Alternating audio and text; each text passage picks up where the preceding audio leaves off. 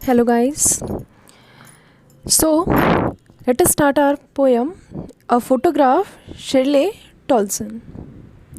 The cardboard shows me. Here, cardboard is a photograph, okay?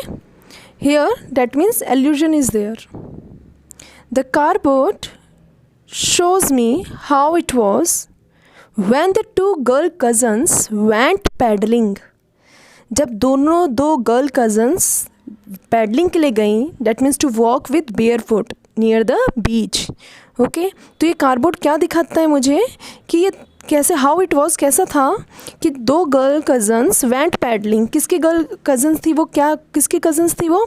Each one holding one of my mother's hand. Means कि वो जो दो girl थी उन दोनों ने क्या किया हुआ था, मेरी मदर के हाथों को पकड़ा हुआ था. डैट मीन्स मेरी जो मदर है वो बिल्कुल बीच में है और बाकी जो उसकी दो कज़न्स हैं वो क्या है, दोनों साइड्स में हैं. तो यहाँ पर यही बोला गया है. डैट मीन्स ये कितने हैं टोटल? 3 हैं बेटा. ओके, तो when the two girl cousins went paddling each one holding one of my mother's hand and she the big girl. यहाँ पर शी कौन है? पोइट्स की मदर है. जो पोइट्स है हमारी उसकी मदर है, वो उनमें सबसे बड़ी थी. ठीक है, सम 12 ईयर्स और सो, कुछ 12 साल की इतने की वो लड़की थी तब, जो वो फोटोग्राफ में दिखा रहे हैं. ठीक है, उसमें उसकी एज कितनी है उसकी मदर की? कुछ 12 साल की है. All 3 stood still to smile through their hair. और तीनों के तीनों क्या हो रही है? 3 हो गए यहाँ पर टोटल. बीच में कौन हो गई? मदर हो गई हैं. ठीक है, तो तीनों की तीनों क्या हो गई हैं? Stood still to smile means बिल्कुल स्टिल हो रखी है, कोई मूवमेंट नहीं है. To smile through the hair means अपने बालों को आगे की तरफ रखा हुआ है. ठीक है, डैट मीन्स वो अपने बालों को आगे अपने फेस पर डाला हुआ है उन्होंने, और वो थोड़ा सा मतलब स्टाइल में वो कैमरे की तरफ देख रहे हैं. ठीक है, एट द अंकल, किसकी तरफ देख रहे हैं? अंकल की तरफ विद द कैमरा. और कौन से अंकल है वो? जो कैमरा लिए हुए हैं, उन अंकल की तरफ वो देखते हैं. ओके बेटा, यहाँ तक क्लियर हो गया कि तीनों के तीनों स्माइल करते हुए कैमरे के सामने स्टिल हो रखी हैं. क्योंकि हाँ, तब के कैमरा ऐसा ही था, if you move the photo is not clear, photo बिल्कुल क्लियर नहीं होगी. सो क्या था कि आपको स्टैंड स्टिल होना पड़ेगा, आपको बिल्कुल ठीक एकदम खड़ा होना पड़ेगा. Means even you have to control your breath, सांस रोक कर भी खड़ा होना पड़ेगा. इस टाइप की बात बोली गई है यहाँ पर. ठीक है, अ स्वीट फेस, किसकी है वो sweet face? My mother's. That was before I was born. कि मेरी जो मदर है उसका कैसा चेहरा है था? बहुत ही ज़्यादा सुंदर स्वीट फेस था, लेकिन मेरे पैदा होने से पहले का है वो. ठीक है, कब की बात है ये? जब जो आपकी पोइटेस है वो पैदा भी नहीं हुई थी. एंड द सी, जो समुद्र है वो बिल्कुल भी अपीयर टू हैव चेंजलेस, जो कि अभी भी इतना कुछ चेंज नहीं हुआ है, बिल्कुल टाइम के साथ वो चेंज नहीं हुआ है. सी में कोई चेंज नहीं आया है. चेंज अगर कोई आया है तो ये आया है कि वॉश दियर टेरिबली ट्रांजिस्ट फीट, कि उन्होंने क्या किया है, बस उनके जो फीट के निशान थे वो मिट गए हैं. तो यहाँ पर देखो मतलब क्या है, जो फीट के निशान थे अब वो वहाँ पर नहीं है. Transient means short time, terribly means extremely, बहुत ही ज़्यादा शॉर्ट टाइम के लिए. वो फीट मीन्स यहाँ पर क्या बोला गया है बेटा? यहाँ पर फीट वो ह्यूमन बीइंग जो कि बहुत ही शॉर्ट टाइम पीरियड का होता है. ठीक है, तो यहाँ पर ये चीज़ें ध्यान में रखनी है कि यहाँ ट्रांसफ़र एपिथेट है. Okay, some 20-30 years later she would loved at the snapshot.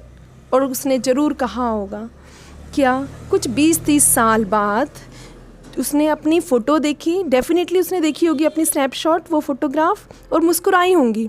और क्या कहा होगा उन्होंने? सी, देखो बैटी एंड डॉली, और देखो बैटी और डॉली को देखो कैसे कपड़े पहने हुए हैं. शी वुड से, डेफिनेटली उसने ऐसे कहा होगा. And look how they dressed us for the beach, और देखो कैसे हमें उसने ड्रेस कर रखा है, हमें देखो कैसे कपड़े पहना रखे हैं बीच के लिए. हमने वो ड्रेसेस देखकर उसको ज़रूर हंसी आई होगी. और अपने आप को नहीं बेटा, आप लोग दूसरों को देख करके वो देखो कैसे कपड़े पहने हुए हैं, क्यों छोटा था तो कैसा दिखाई दे रहा. तो हमेशा हम दूसरों पर ज़्यादा हंसते हैं. ठीक है, तो यहाँ पर है ना, जो पोइटेस है वो यही कह रही है, जो हॉलीडे है उसने उसकी मॉम ने स्पेंड किया है वो अब क्या हो गया, उनका पास्ट हो गया है. लेकिन जो उसकी मॉम की जो स्माइल है, लाफ्टर है, ओके, वो अब उसके लिए पास्ट हो गई है. देखो आगे ये बात बोलेंगे, the C holiday was her past. अब जो सी हॉलीडे था ना वो उसकी मदर के लिए पास्ट था, और माइन इज़ हर लाफ्टर, और मेरे लिए वो हंसी पास्ट हो गई है। अब ये बहुत इंपॉर्टेंट लाइन है, बोथ वरी, दोनों के दोनों क्या हो रहे हैं, both worry with the labour ease of loss. देखो यहाँ पर ना बेटा जो वरी है वो है डिसगस्टेड, ठीक है। लेबर मैंने आपको बता दिया था, लेबर क्या होता है, हार्ड वर्क, ठीक है। दोनों ने क्या किया है, बहुत ही ज़्यादा हार्ड वर्क किया है और क्या दोनों ने लॉस किया है, लेकिन ईज ऑफ लॉस फिर अब क्या हो गया है, मीन्स रोकर ये सब अब वो कम्फर्ट हो गए हैं, ठीक है। यहाँ पर ये दोनों बेटा क्या है, ऑक्सीमोरन, ठीक है।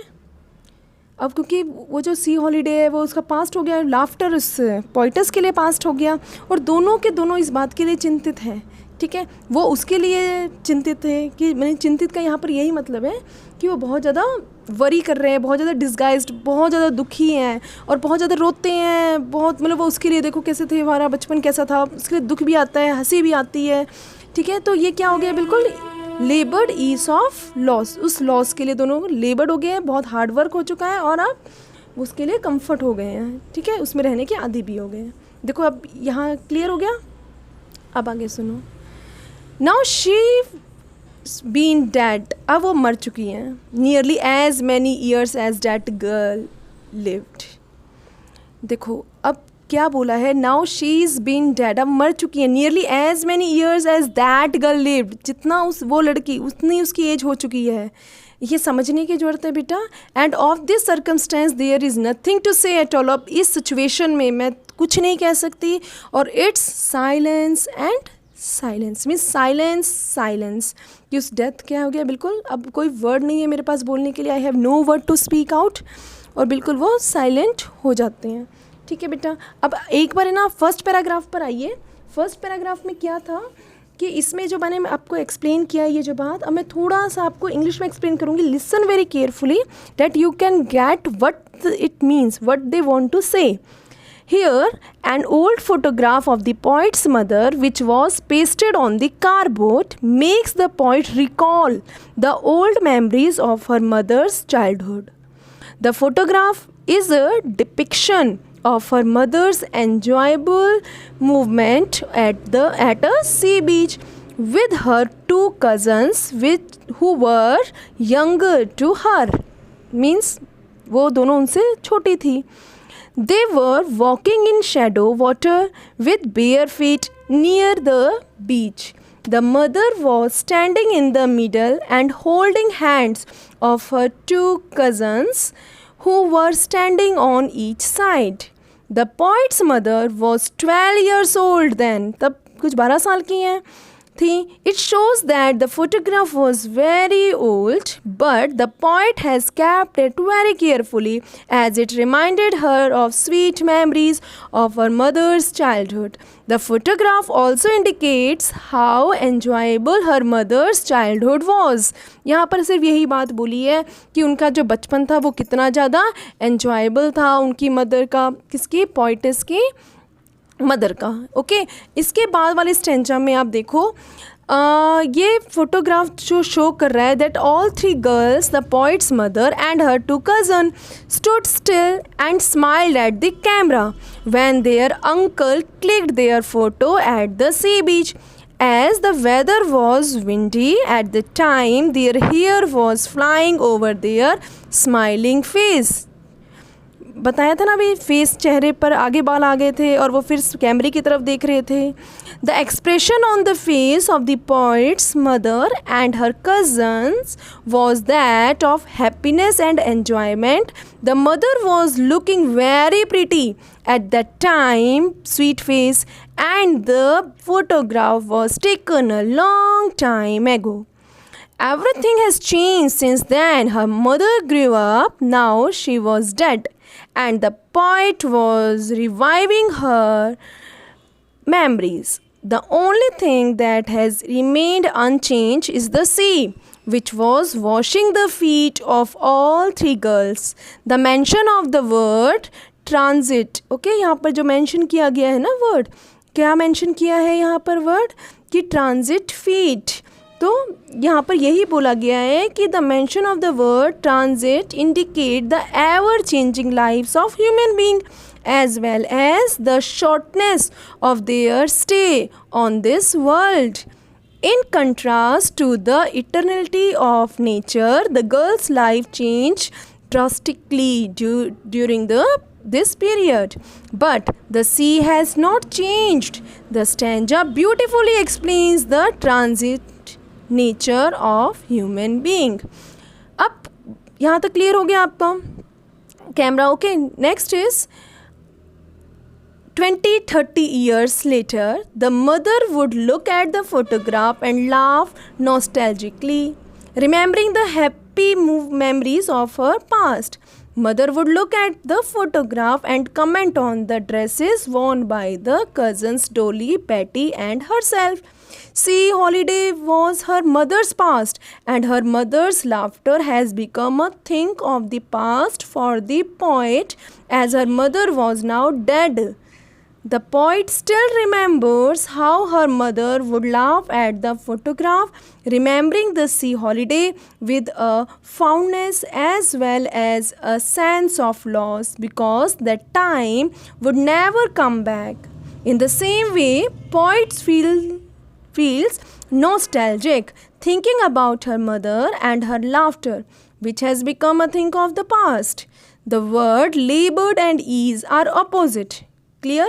So here the poetic device is oxymoron. Next is beta, now she is being dead nearly as many years. इसमें आप क्या लिख सकते हो कि the poet recalls that it is nearly 12 years since her mother died. देखो इसमें बोला ना यहाँ पर as that girl live, photo में उस लड़की की एज कितनी थी कि कुछ उसने कहा था कि वो जो शी द बिग गर्ल, वो तो डैड गर्ल है ना बेटा, वो कुछ 12 साल की. तो यहाँ पर भी यही है, as that girl lived means यहाँ पर क्या है कि ये रिकॉल कर रही है कि nearly 12 years since her mother died. The poet is consumed with grief but is left with no words to express her loss and pain. The poet is totally absorbed in memories of her dead mother. The painful silence of this situation leaves the poet speechless. The poet can feel the grief but is unable to express it through words. The silence caused by death makes the atmosphere gloomy, sad, despair, where no one is able to utter word. Is it clear बेटा? जो cardboard है आपका वो हो गया आपका allusion, ALLUSION. I told you earlier also. Okay, letter repeat हो रहा है तो एलिट्रेशन है. यहाँ तक सारे पोइटिक डिवाइस आपको क्लियर हो गए होंगे. May be you, I hope you understand this poem better. Listen twice this video. Okay, watch this video and then tell me you understand or not. Okay, thank you, have a nice day.